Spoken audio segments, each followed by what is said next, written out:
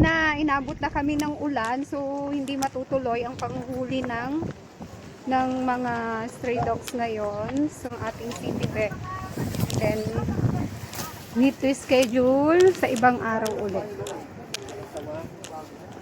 Yeah, inahuli.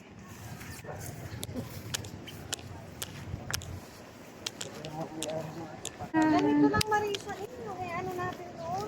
Oo nga, pwede na nga tubo at ano. Yung ganyan Ganyan nga. Ganyan din kataas. Yan, open sesame, close. Sesame close. sa may court. Yung sa... Project natin. Para matuloy na yung ating project, may mag-i-sponsor. Ganyan, puste. Yan guys, uuwi na sila. So settle na ulit sa ibang araw dahil meron tayong ano ng naulan. So sa ibang araw na lang. Ito, ganyan lang din kano parang mabulok.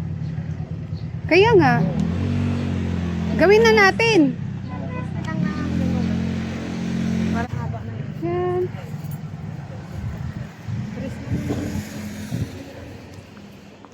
Go home, go home.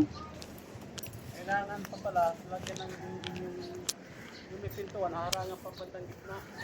Pinanet. Gumamit dito dyan.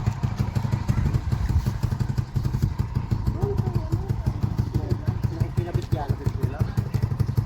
Contestant number 1. Ambrose number 2.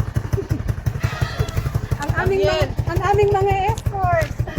Oo. Ready na. Hindi na, ang ID ng mga manguhuli. ID lang.